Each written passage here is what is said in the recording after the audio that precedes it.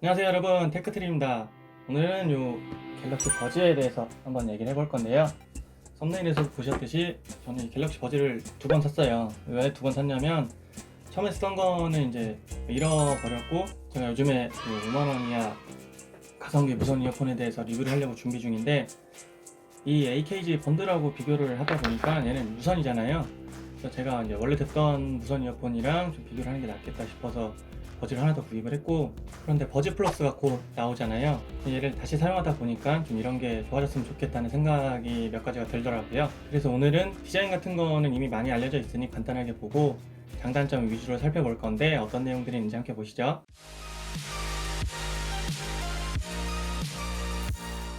우선 디자인이에요. 가장 마지막에 나온 색상인데, 요즘 삼성에서 많이 쓰는 실버 색상이고, 실리콘 부분을 제외하면은 전부 다 크레들까지 아우라 색상이 들어가 있어요. 디자인은 이렇게 생겼고, 스펙은 블루투스 5.0에 삼성 스케일러블 코덱을 추가로 사용하고, 딜레이는 전문 측정 장비를 했을 때 170ms/s가 나온다는 것도 있고 230ms, 300ms 얘기가 많은데, 어쨌든 영상이나 유튜브를 볼 때도 크게 불편한 건 없었고, 모바일 배그를 해봤는데 보시는 것처럼 게임에서는 확실히 딜레이가 좀 있죠.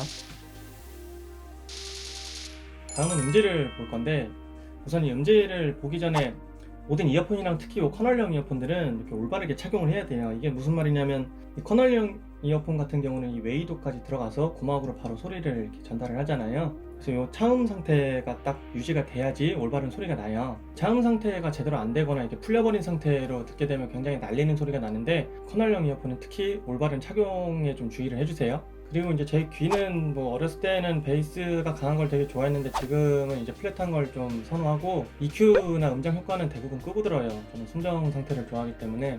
아무래도 소프트웨어적인 EQ를 걸면은 좀 왜곡이 좀 생기는 느낌이라서 거의 순정 상태로 사용을 하고, 귀는 제가 음향 엔지니어가 아니고 작곡가가 아니기 때문에 전문적이진 않지만 가장 대중적인 또 귀를 가지고 있다고 볼 수 있겠죠. 일단 음질은 전체적으로 굉장히 플랫한 성향을 보여주고 있어요. 저음, 중음, 고음역대를 골고루 잘 소리를 내주고, 어느 한쪽으로 이렇게 날리거나 좀 튀지 않는 그런 성향이에요. 굉장히 좀 표준적인 그런 성향이고, 아무튼 이 가격대 이어폰에서는 상당히 괜찮은 편이라고 봐요.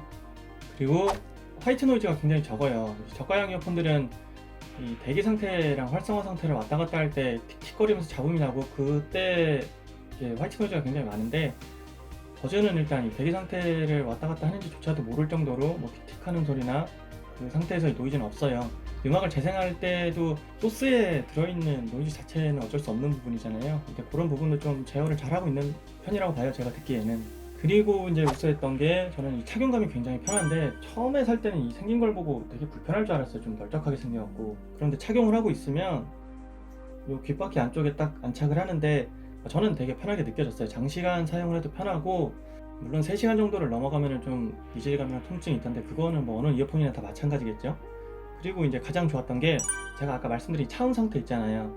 얘는 이렇게 한번 장착을 잘 해놓으면 입을 크게 벌린다거나 귀를 좀 이렇게 움직일 때나 그렇게 해도 이 차음 상태를 굉장히 잘 유지해줘요. 어떤 이어폰들은 하품을 하거나 좀 입을 벌리거나 귀를 움직인다거나 하면은 그 상태가 바로 풀리는데, 그게 이제 이어폰이 빠지거나 살짝 움직이는 거겠죠.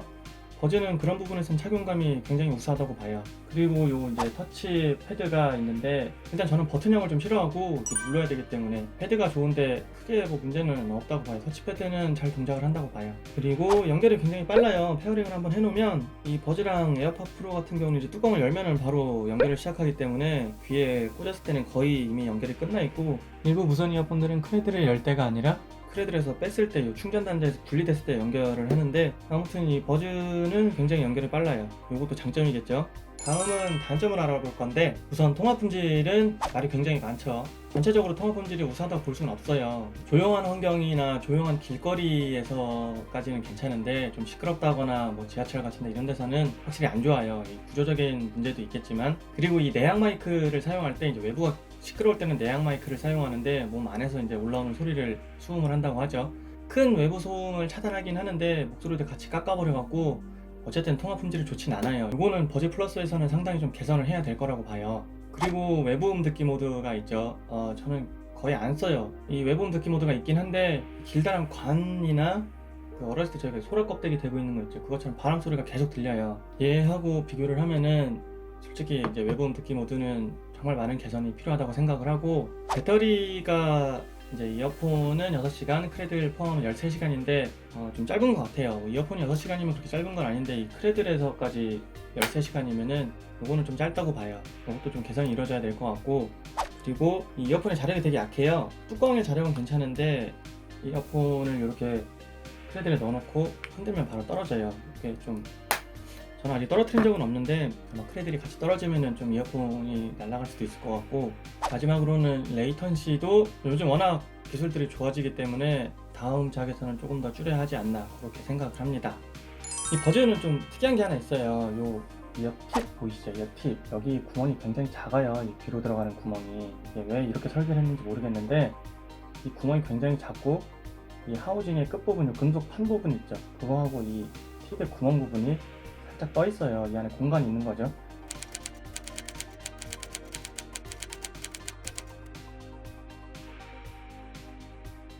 그리고 뭐 나머지 이제 자잘한 장단점들이 있는데 크게 중요한 부분들은 아니니까 버즈 플러스가 나오면 더 상세한 제가 리뷰를 한번 준비해 볼게요. 여기까지 이제 출시된 지 약 1년 정도가 된 버즈에 대해서 한번 알아봤는데 여러분들 생각은 어떠신가요? 아마 공감을 하시는 분들도 있고 뭐 내 생각엔 좀 다르다 하시는 분들도 있을 거예요. 이 음질이라는 거는 특히 사람마다 좀 굉장히 주관적이고 귀의 모양도 다르기 때문에 뭐 착용감에 대해서도 좀 의견이 갈릴 수 있는데, 어쨌든 이 포지션과 가격에서는 음질이나 착용감 그리고 갤럭시와의 호환성을 생각했을 때 굉장히 괜찮은 이어폰이라고 저는 생각을 해요. 곧 공개 예정인 버즈 플러스에서는 많은 부분이 또 개선이 되겠죠. 더 자세한 얘기는 그때 한번 다시 하도록 할게요.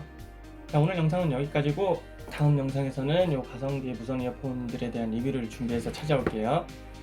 오늘 영상이 도움이 되셨다면 구독과 좋아요 꼭 눌러주시고 끝까지 시청해주셔서 감사합니다.